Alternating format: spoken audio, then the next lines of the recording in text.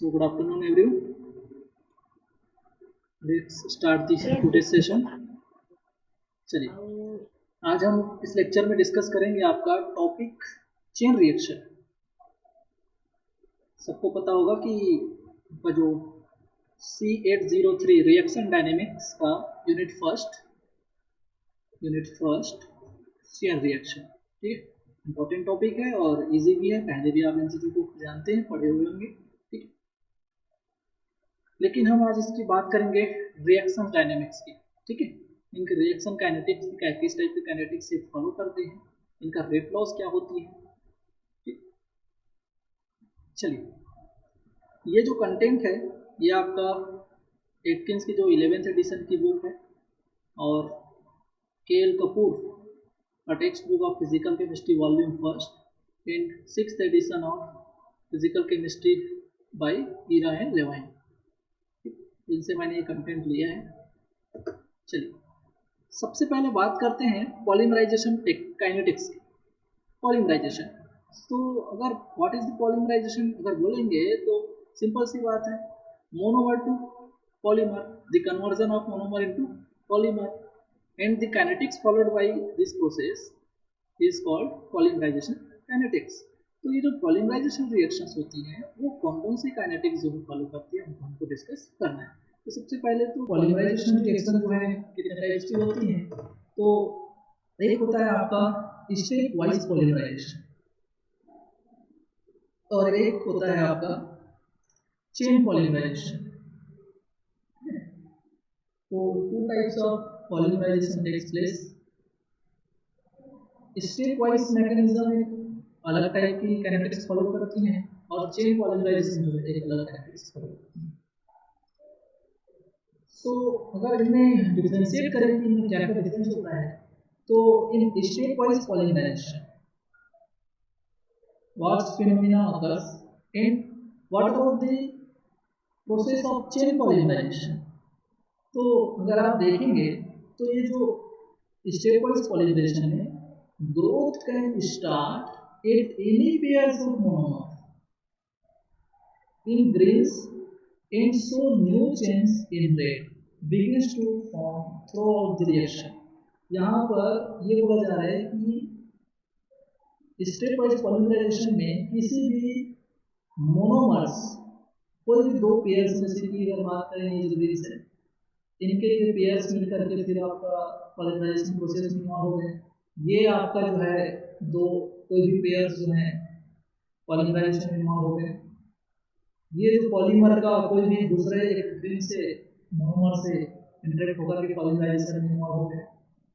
तो this can start at any pairs of monomers, there is no need of any specific monomers, but in the case of chain polymerization chains in red grows as each chain acquire additional monomer। यहाँ पर जब chain polymerisation में जो polymer बनते जाते हैं तो वो जो पॉलीमर चेन होता है वो आपका एडिशनल नेक्स्ट मोनोमर के ऊपर अटैच करके उसके साथ वो एड होते जाता है, ठीक है। जैसे कि अगर यहाँ पर मैं आपको मेंशन दिखाऊं तो ये आपका जो पॉलीमर है वो नेक्स्ट मोनोमर से आपका इंटरेक्ट करके सपोज मान लो 3 मेंबर आप पॉलीमर बना लिया, ठीक है। फिर ये 3 जो है फिर अटैक करके 4 से 5 से 6, that is a growing chain continuously square with monomers, additional monomers, that is called chain polymerization। आप सबको पता होगा सीजन चल रही है, ऐसे कौन है जो कोरोना को नहीं जानता है कि नहीं, और कोई भी यही बोल रहे हैं जो डॉक्टर्स हो या फिर गवर्नमेंट हो या कोई भी कि चेन तोड़ो है ना, ब्रेक दी चेन, स्टे हो। क्यों? A chain reaction is a very fast reaction and very rapid, very fast and very dangerous। ठीक है, क्यों? क्योंकि the intermediate form in this process is very reactive, और जब कोई चीज जरूरत से ज्यादा रिएक्टिव हो देन दे कैन डेंजरस, देखिए इज डेंजर, ठीक है। क्यों? क्योंकि कोरोना में भी अगर आप देख रहे होंगे, सबको पता है कि असिम्टोमेटिक लोग भी फैला रहे हैं कोरोना, स्प्रेड कर रहे हैं, और फुली सिम्टोमेटिक भी स्प्रेड कर रहे हैं। That is the reactivity of Covid positive is very fast, they can spread more and more with new monomer, new monomer that is जो आपका एडिशनल जो आपका पॉजिटिव नहीं है उनको फटाफट फैला रहे हैं, और वो जो है फिर से ऐसे रिएक्टिव बन जा रहा है, जो फिर से जो न्यू कोविड पॉजिटिव बन रहे हैं वो ऐसे रिएक्टिव बन जा रहे हैं कि then further they can transmit कोविड-19 to others. That is the chain reaction is a kind of danger reaction. Explosion reaction also follow chain reaction, और इन्हीं की काइनेटिक्स को हमको डिस्कस करनी है। Is it clear? Yes sir. इसीलिए बोला जाता है कि ये जो आपका चेन रिएक्शन के जो इंटरमीडिएट्स होते हैं उनको ब्रेक करिए, उनको इनहिबिट करिए, ठीक है। इनहिबिट करना है, उनको मोनोमर के कांटेक्ट में मत लाइए, ठीक है, और बहुत सारे टर्मिनेट कीजिए। तो बहुत सारे प्रोसेस हैं, उन्हें सबको हमको डिस्कस करना है। So what is the chain reaction? तो a chain reaction is called a series of steps in which a reactive intermediate is consumed. A chain reaction contains a series of steps in which a reactive intermediate is consumed. And next, reactants are converted to product and the intermediate is regenerated. तो वही बोलते हैं Covid में कि they can be converted into product, that is अगर वो या तो वो फाइनली आई, समझ रहे हो मैं क्या बोलना चाह रहा हूँ, या फिर वो जो है ठीक हो जाते हैं, but it is possible to they make new intermediates, they generate new intermediate. वो ठीक तो हो जाएंगे, लेकिन क्या पता कि वहां पर वो और भी पॉजिटिव या कोविड पॉजिटिव या फिर वो जो चेन है उसको स्प्रेड कर दिए। तो reactants are converted to product and the intermediates are regenerated in the chain reactions. The regeneration of the intermediates allow this cycle to be repeated over and over again.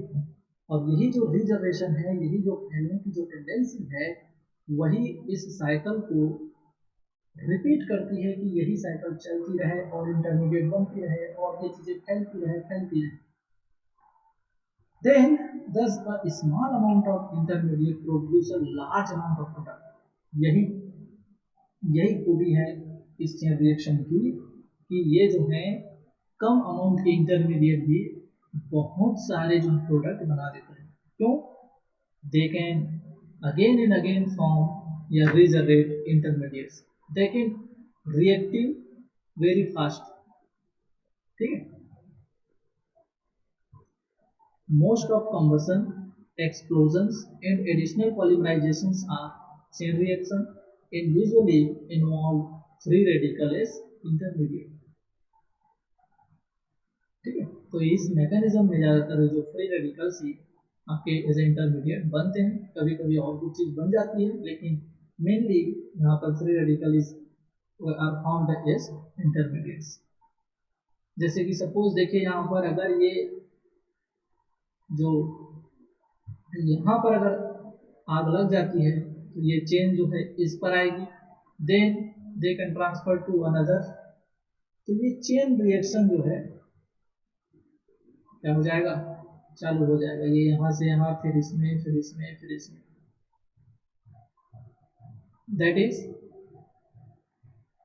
that explain the process of chain reaction.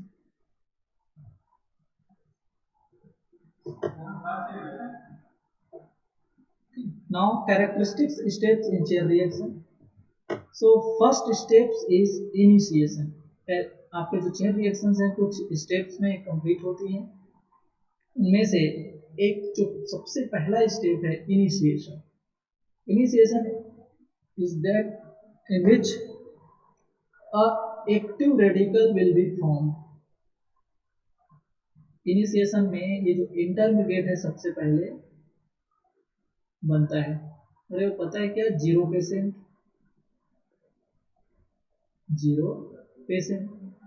तो वैसे ही कुछ है, यहाँ पर एक initiator होगा. ठीक है, वो इनिशिएटर जो है आपका सबसे पहले क्या बनाएगा, रेडिकल्स. और यही क्या है आपके एक्टिव रेडिकल्स. क्लियर. और ये जो एक्टिव रेडिकल्स हैं, ठीक है, they can produce another radicals, then they can interact with monomer to produce a and again active intermediates. That is, ये जो IN है वो इनिशिएटर है. ये इनिशिएटर जो है सबसे पहले एक्टिव रेडिकल बनाने की टेंडेंसी रखता है. और R जो है आपका ये वो the radical that initiator form and M1 is monomer radical. ये जो आपका मोनोमर से रेडिकल जो है जिससे चेन रिएक्शन में आपको इन्वॉल्व करना था, उससे ये रिएक्शन करके एक मोनोमर रेडिकल फॉर्म करता है. In this reaction a radical is produced, but in some polymerization the initiation step leads to the formation of ionic chain carrier. किसी केस में इंटरमीडिएट रेडिकल्स न बन करके आयनिक रेडिकल्स भी बनने की टेंडेंसी रहती है. क्लियर है? Yes, sir. Yes, sir. ठीक है, चलिए. इनिशिएशन स्टेप जो है प्रोपागेशन फिर चालू करता है. ठीक है, that is initiation is followed by propagation. Next step is propagation. अब भाई, अब ये जो रेडिकल बना है वो अपनी काम तो करके जाएगा ना, वो फैला करके तो जाएगा. तो ये radical, this radicals can propagate to form many radicals and convert into the product. तो लगातार ये जो है आपके प्रोपागेट होते रहते हैं. The continuation of the chain reaction. Propagation, what is the propagation? The continuation of the chain reaction. So अगर मैं ये बोलूं कि ये जो आपका मोनोमर M1 था वो नेक्स्ट मोनोमर से आपका रिएक्शन करके ये तो आपका इसे ऐड हो गया, लेकिन एक नया इंटरमीडिएट जो कि रेडिकल मोनोमर रेडिकल था वो जनरेट कर दिया. और ये M2 जो है फिर से नए M के साथ मोनोमर के साथ रिएक्शन करके एक और मोनोमर रेडिकल, नया मोनोमर रेडिकल जनरेट करते हैं. तो ये प्रोसेस चलती रहती है. यही जो है आपका क्या हो गया, प्रोपागेशन. ठीक है, सपोज आप बोल सकते हैं कि इतने मोनोमर्स, तो M-1 मोनोमर रेडिकल जो है मोनोमर के साथ रिएक्शन करके MN मोनोमर रेडिकल बना लिए. That is called propagation, where MN is a polymer consisting N monomers units. ठीक है. Now next step is termination. और यही तो बात है जिसके कारण आज हम क्या हैं, कहाँ पर हैं, घर में हैं. हम पढ़ा तो रहे हैं लेकिन एक रूम में बंद होकर के. आप पढ़ तो रहे हैं लेकिन घर में रहकर. तो just we are trying to terminate this kind of active, या बोल सकते हो कि हाईली रिएक्टिव इंटरमीडिएट्स. क्यों? क्योंकि इनकी रिएक्टिविटी इतनी फास्ट है कि तो थोड़ा सा भी हम इसको चांस दिए, मौका दिए, they can propagate their reactions. Clear है? तो what is the termination? To terminate this radicals, active radicals, polymerisation में terminate into number of this. अब कई तरीके हैं. ठीक है, कोई होम आइसोलेशन तो कोई कहीं और. बट ट्राई कर रहे हैं सब, कोई वैक्सीन लगवा रहा है तो कोई और कुछ कर रहा है। तो देखिए, एक है आपका म्यूचुअल टर्मिनेशन। म्यूचुअल टर्मिनेशन क्या है? एक है disproportionation reaction and another one is chain transfer. This process involves in termination steps. So mutual termination में क्या होता है? तो in mutual termination two groups radicals chain combine.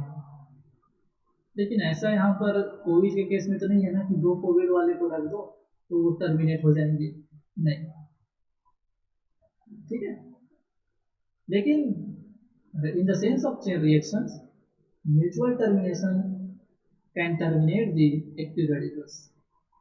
तो ये क्या होते हैं कि हम भी रिएक्टिव, तुम भी रिएक्टिव, एंड अच्छी बात क्या थी कि हम दोनों को वही चाहिए जो तुमको चाहिए, that is we can complete the requirement of each other.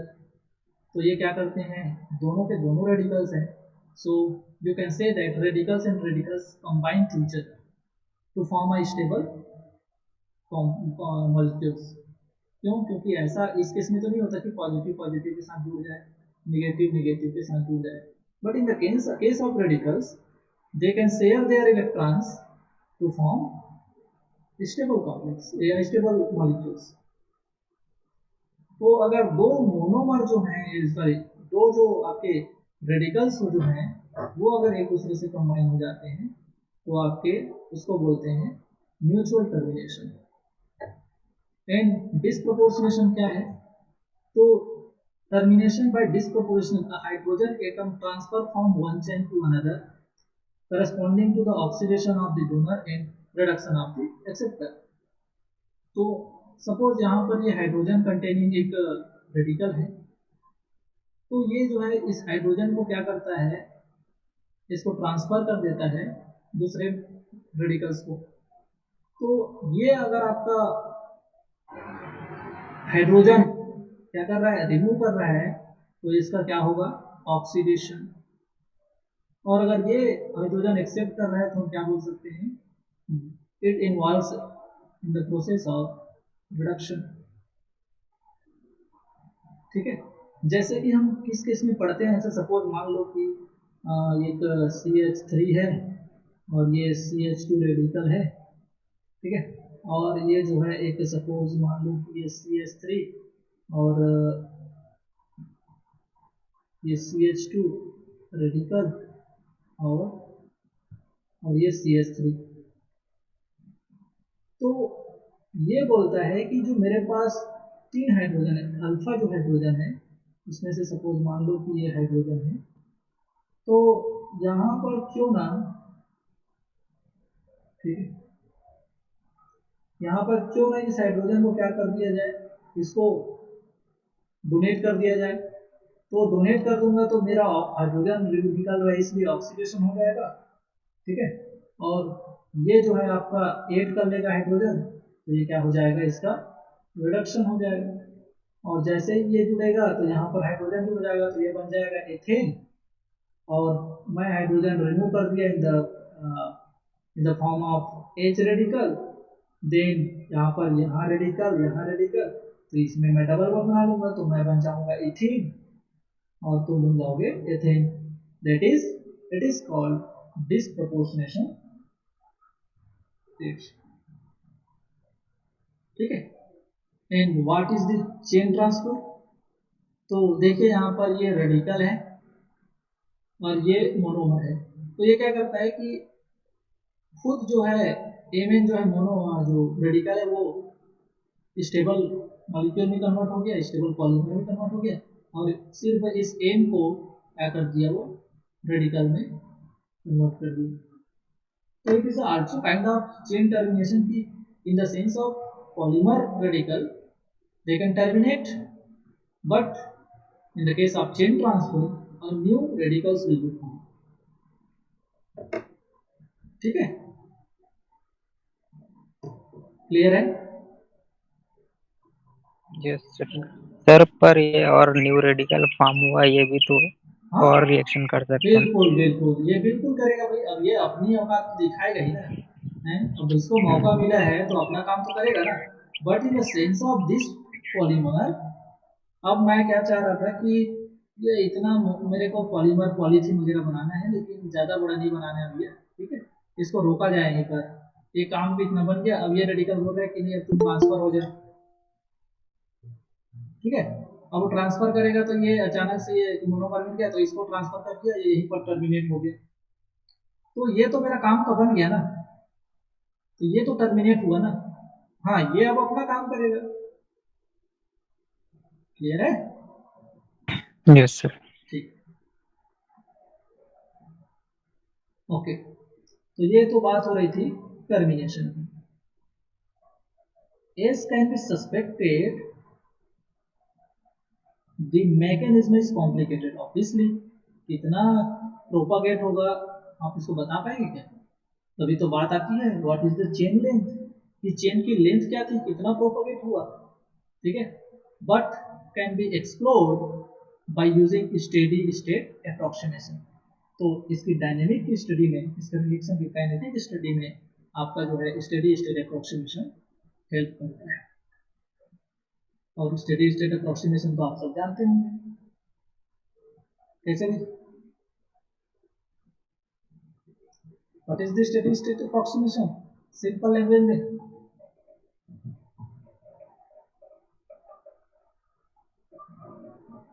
Steady state approximation आपको इंटरमीडिएट में कंसंट्रेशन को आइडेंटिफाई करने में बहुत हेल्प करता है भाई। Yes sir. ठीक है,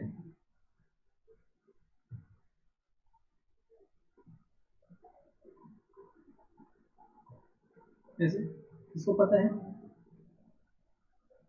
सर ये जो है, हाँ मतलब change in rate of reaction of intermediate is मतलब लगभग इक्वल टू 0 मानते हैं सर। हाँ, तो अल्टीमेटली तुम इंटरमीडिएट तभी कहलाए, ठीक है ना, तुम इंटरमीडिएट तभी कहलाए जब तुम ना तो शुरू में दिखे थे ना तो लास्ट में दिखे थे, समझ आया?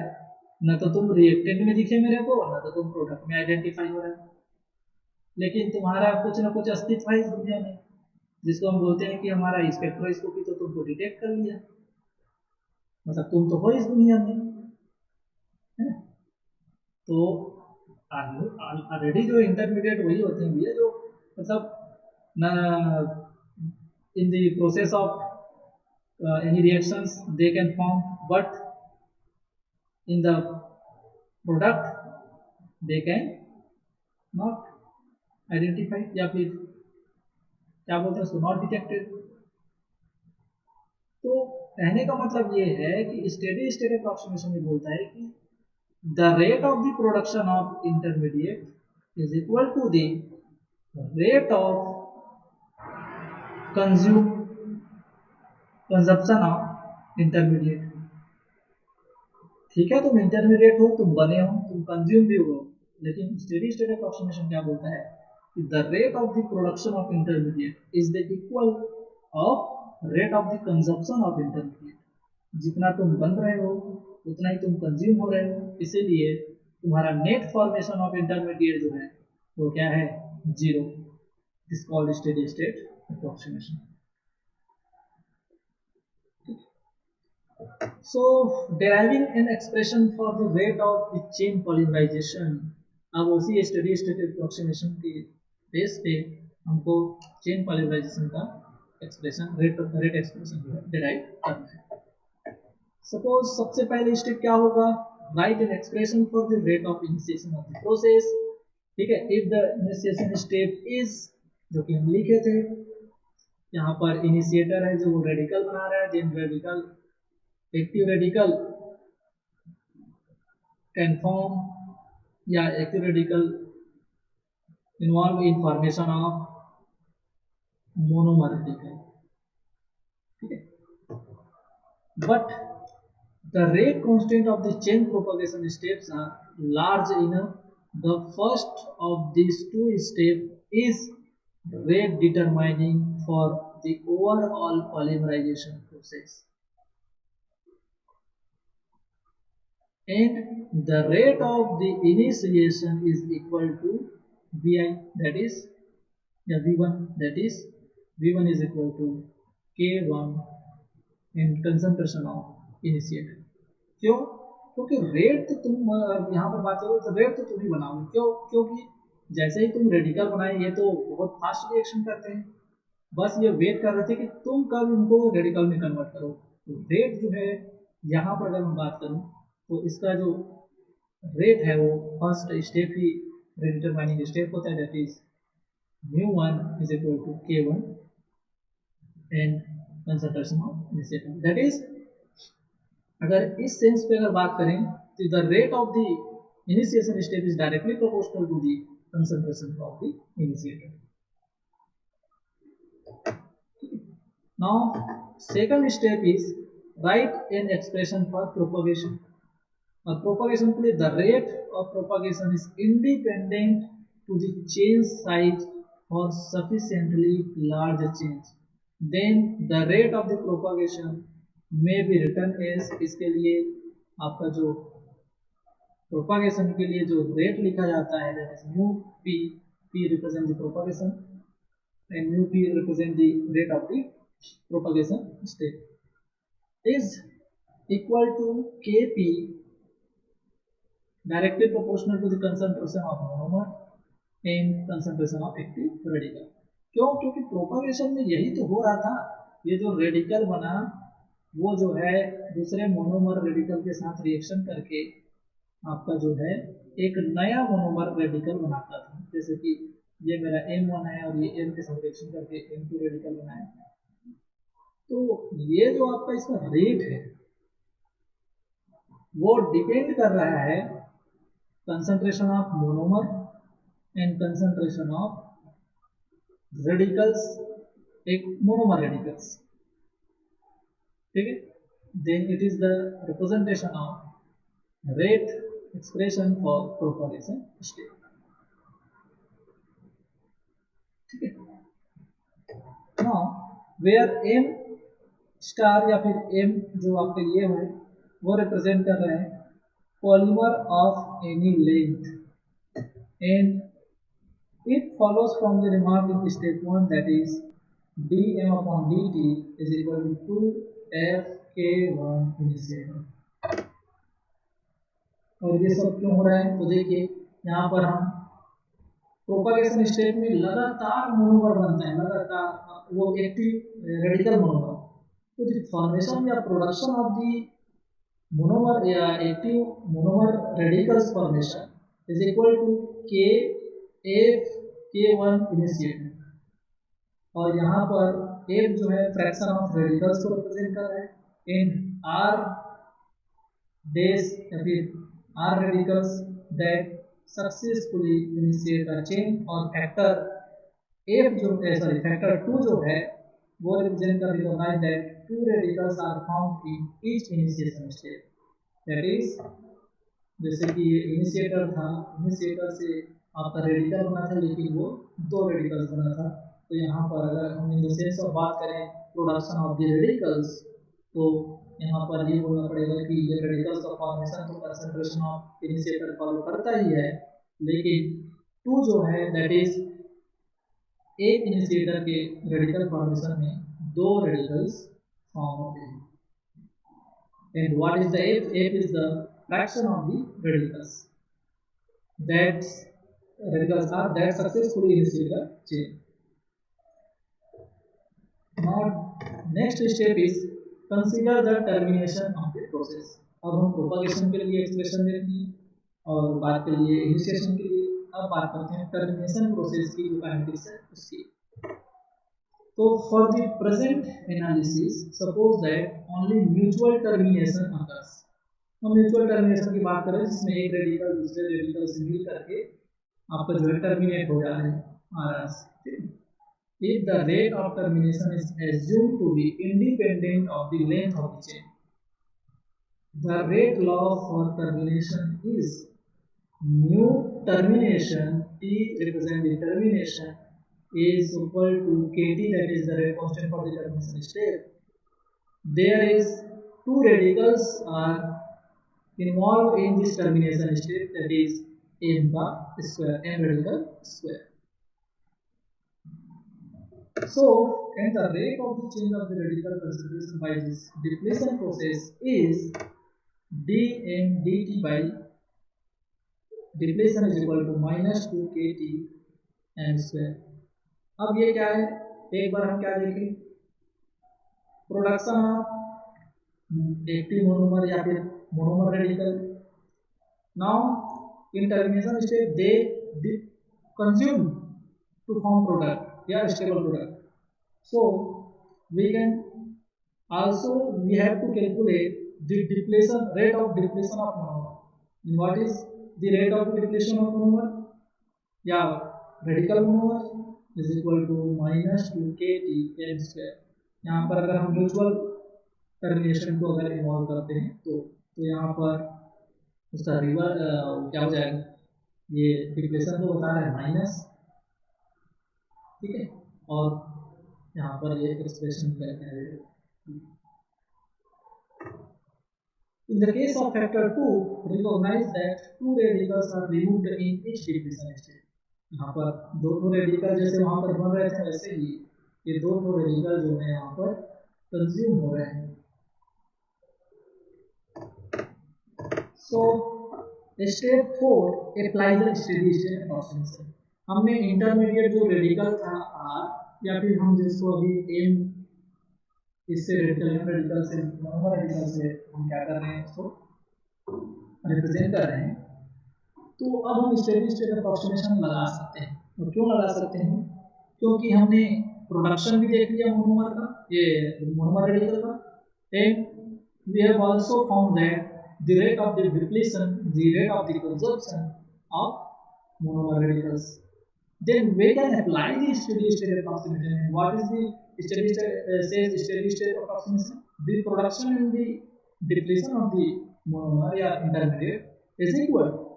That is the net production of the radical or intermediates are equal to 0. So on applying net formation of monomers that is equal to 0. ये किसके लिए था, प्रोडक्शन के लिए था. देख लो ये प्रोडक्शन का रेट था और ये था डिप्लीशन का रेट, ठीक है.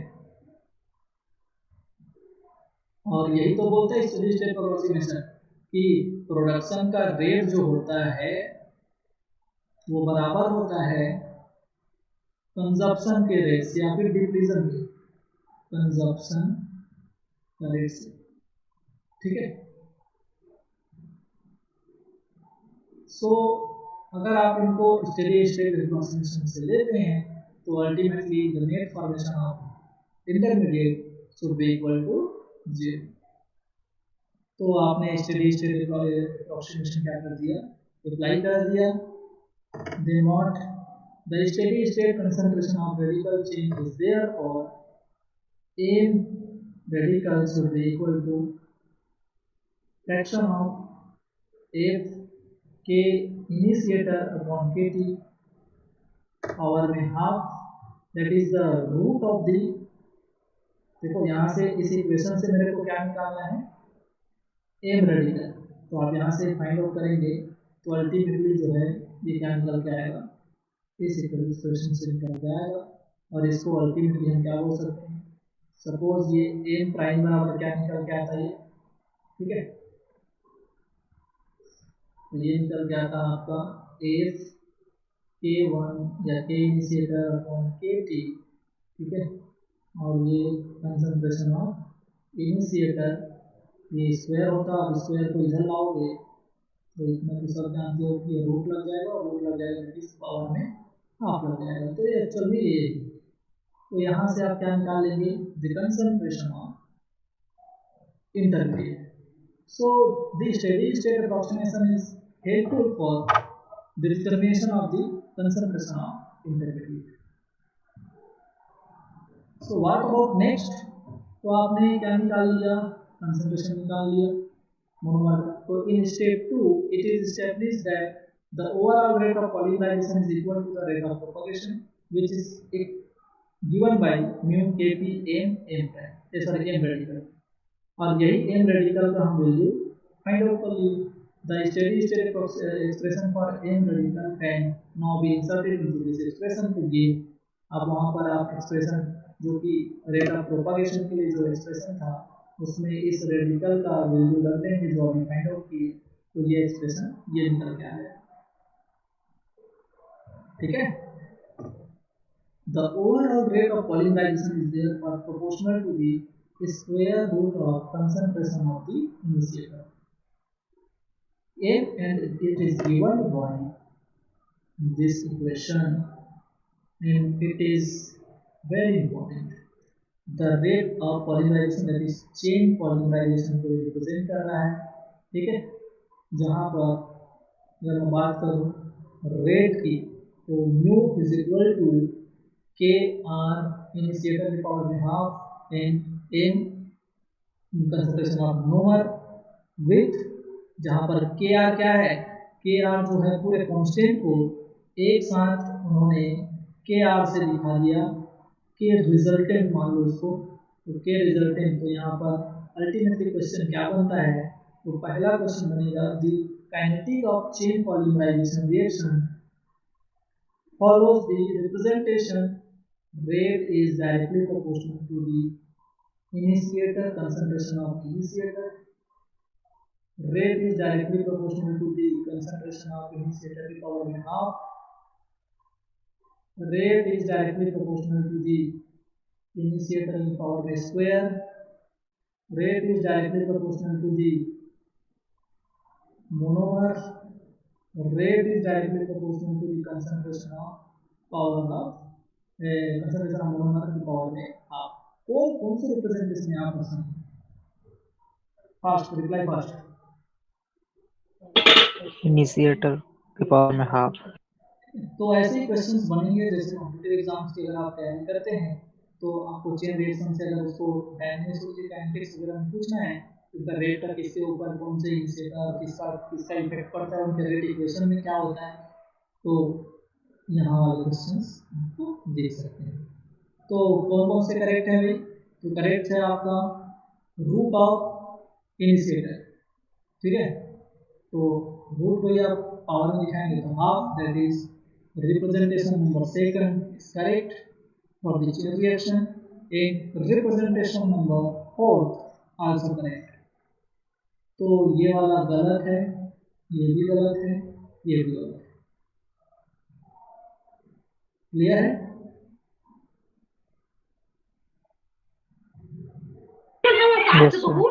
ठीक है, तो ये बात हो रही थी रेट एक्सप्रेशन की।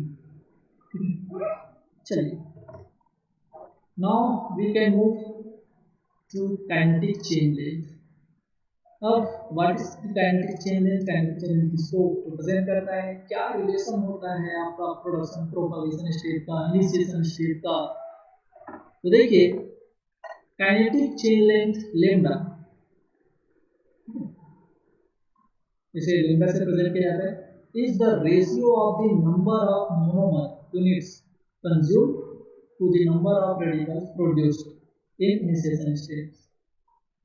ठीक है, तो सिंपल सी बात है, तुम्हारी लेंथ क्या होगी, चेन की लेंथ क्या होगी, तो कितने मोनोमर्स जो है कंज्यूम होंगे। क्यों? क्योंकि भाई मोनोमर्स ही तो पॉलीमर्स में कन्वर्ट होंगे, तो कितने मोनोमर्स यूज हुए। लेकिन हम अगर बात करें फायदे की, तो कितने रेडिकल्स बने थे उनको भी तो ध्यान में दो, तो कितने रेडिकल्स के रेस्पेक्ट में कितना जो है आपका प्रोडक्ट बना, कितने मोनोमर्स को वो क्या करा पाया। सिंपल सी बात है, प्रोडक्ट में पॉलीमर में कन्वर्ट करना है। क्लियर है?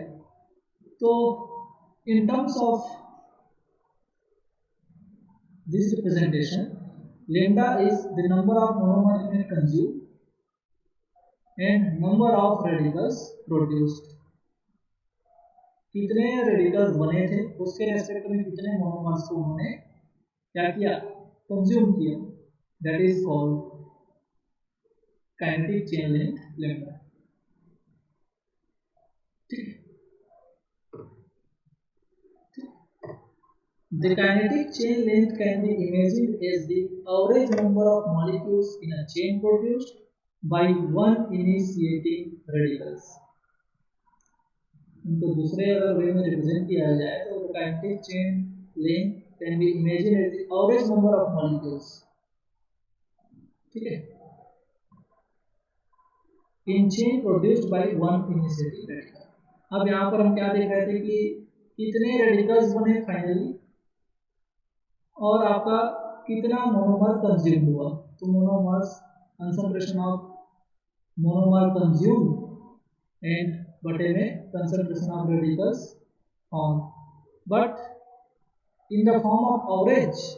तो एक रेडिकल जो है, एक रेडिकल जो बनता है वो कितने मोनोमर से कितने मॉलिक्यूल्स को वहां पर क्या कर सकता है, वो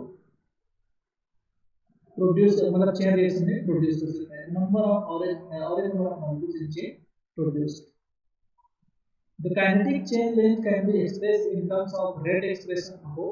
To do so, recognize that monomer are consumed at the rate that chains propagate. Then आपका lambda को और ऐसे रिप्रेजेंट किया जा सकता है rate of propagation of chains upon rate of production of radicals। ठीक है, और ये क्या है आपका kinetic chain length in terms of reaction rate। So, in applying the steady state approximation, the rate of production of radical is said to equal to the termination state. Therefore, the kinetic chain length may be written as ये लो। क्यों? क्योंकि आपका जो अगर मैं reverse दिखाऊं यहाँ पर तो ये लेमडा जो है एक्चुअली क्या है, rate of propagation of chain, और नीचे में क्या है, rate of production of radical. तो ये हम दोनों देखेंगे क्या, भी यही तो फाइंड आउट कर रहे थे कि ये जो आपका प्रोपगेशन का रेट क्या है ये भी हम फाइंड आउट किए हैं, और प्रोडक्शन ऑफ रेडिकल्स क्या है वो भी फाइंड आउट कर चुके हैं। तो क्यों ना इसको इस इक्वेशन में उसका वैल्यू पुट कर दिया जाए।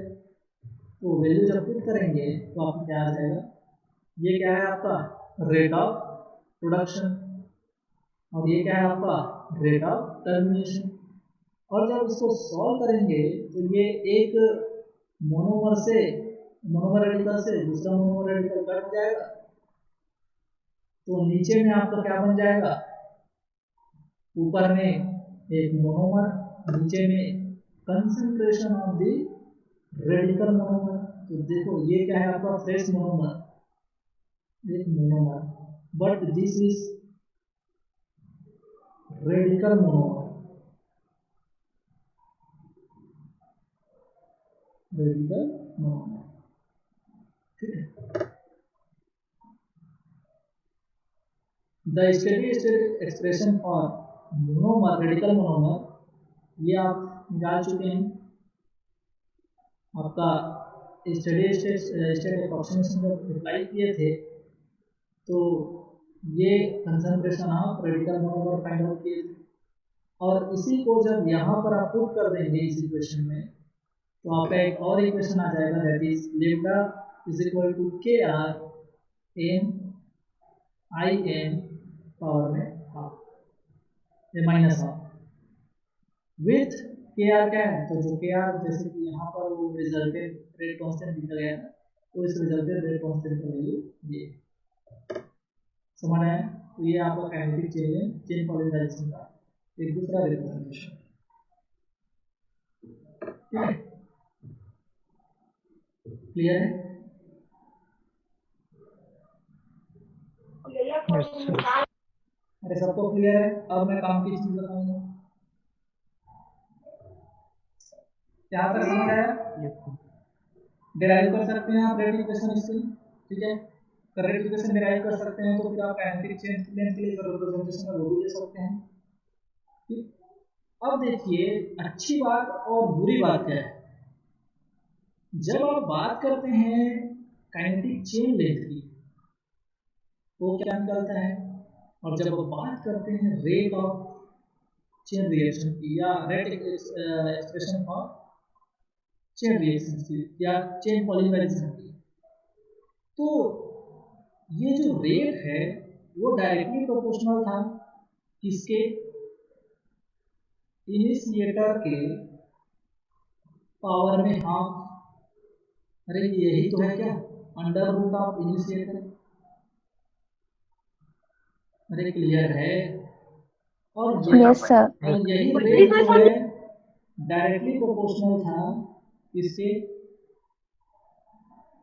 Concentration of monomer.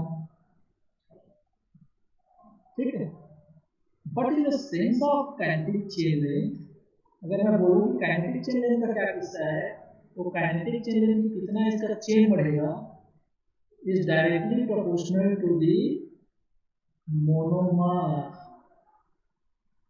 समझ आए? और ये सॉरी ये क्या था, मोनोमर था कि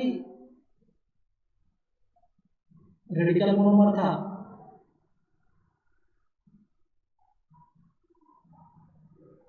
क्या था? रेडिकल रेडिकल था। श्योर? हाँ, रेडिकल। तो देखो, चलिए यहाँ पर देखो, ये रेडिकल मोनोमर रेडिकल का डायरेक्टली प्रोपोर्शनल था, लेकिन जब काइनेटिक चेन की बात आई तो डायरेक्टली प्रोपोर्शनल ये किसका हुआ, concentration of monomer, but it is inversely proportional to the concentration of radical monomer। इसको अगर मैं अच्छे से लिख दूं तो देखो ये क्या हो जाएगा, हो जाएगा lambda is inversely proportional to the radical monomer। तो जहां ये रेट के लिए डायरेक्टली था, वैसे ही ये जो है काइनेटिक चेन के लिए क्या हो गया, inversely proportional. Is it clear? समझ आया? तो ये यहाँ से क्वेश्चन बनते ही हैं, चेन रिएक्शन से क्वेश्चन बनते हैं, ज्यादातर यही बनते हैं क्योंकि कंफ्यूजिंग है। ठीक है, और देखो यहाँ पर ये जो आपका इनिशिएटर के पावर में हाफ था, रेट पर डायरेक्टली प्रोपोर्शनल, या रूट ऑफ इनिशिएटर, तो यहाँ पर ये जो लेमडा है वो जो है वो डायरेक्टली प्रोपोर्शनल है इनिशिएटर के पावर में माइनस हाफ के। तो इसमें जो डायरेक्टली था वो उसमें माइनस वाला है पावर में, और माइनस वाले पावर में मतलब lambda is inversely proportional to root of initiator. समझ आया? तो देखो यहाँ पर ये जो इसके डायरेक्टली था वो इसके लिए इनवर्सली है, और जो इसके लिए इनवर्सली है वो रेट के लिए डायरेक्टली है। कोई दिक्कत? याद रहेगा, अगर डाउट हुआ तो याद रख लेना कि ऑब्जेक्टिव आया तो यहीं से आया। तो कंफ्यूजिंग है और हाई मार्क्स में आते हैं इस, तो एक याद रखो, दूसरा कैसे याद रख लो कि भाई इसका जस्ट अपोजिट केस में होगा आपके काइनेटिक चेन लेंथ। तो कोई भी आप एक याद रख लीजिए, आपका दोनों काम हो जाए in terms of objective question, but in terms of descriptive आप तो समझ लेंगे, आपको डिराइव करना आना चाहिए। क्लियर है? ठीक है? Yes sir. Yes sir. ठीक है, तो और बात कर लेते हैं डिग्री ऑफ पॉलीमराइजेशन। छोटा सा वो है टॉपिक है। In mutual termination the average number of monomers in polymer molecules produced by a reaction is the sum of the number of monomers in the two combining polymer chain. The average number of units in each chain is lambda, therefore the degree of polymerization should be equal to the double of kinetic chain length। That is, जो भी इसके लिए expression निकला वही आपका उसे 2 से multiply कर दो, आपका डिग्री ऑफ पॉलीमराइजेशन भी निकल जाएगा। तो भाई जब वो लेमडा फाइंड आउट कर लिया कोई, तो उसको 2 लेमडा करने में कितना दिक्कत होगा, क्योंकि 2 lambda is equal to degree of polymerization. Is it clear? अब जब वो लेमडा का रिलेशन देख चुका है कि in terms of monomer concentration, in terms of initiator concentration, in terms of radical concentration initiator concentration, तो उसको कितना टाइम लगेगा कि एन जो है आपका डिग्री ऑफ पॉलीमराइजेशन को उसके साथ क्या रिलेशन है। मैं तो ऐसे याद करता हूँ कि भाई एन या degree of polymerization is directly proportional to the degree of sorry kinetic chain length. Kinetic chain length के लिए क्या रिलेशन है वो तो अभी में पढ़ के आए। तो मेरे ख्याल से आप इन चीज़ों को आसानी से फाइंड आउट कर सकते हैं। इम्पोर्टेंट क्या है, ठीक है, विथ के आर, ये जो के आर दिया गया है, that is the slower the initiation step of the chain, the smaller the initiator concentration and the smaller the initiation rate constant, the greater is the kinetic chain length, and therefore the higher is the average molar mass of the polymer। तो बोला जाता है कि अगर initiator का concentration जो है कम होगा तो वहां पर डिग्री ऑफ पॉलीमराइजेशन ज्यादा होगा, that is molar mass, average molar mass of polymer should be high. क्यों? क्योंकि कंसंट्रेशन का क्या रिलेशन पड़ रहा है, देखो डिग्री ऑफ पॉलीमराइजेशन के साथ इनवर्सली रिलेशन है, और इनवर्सली रिलेशन मतलब तुम ज्यादा तो मैं कम, और अगर तुम कम तो फिर मैं ज्यादा।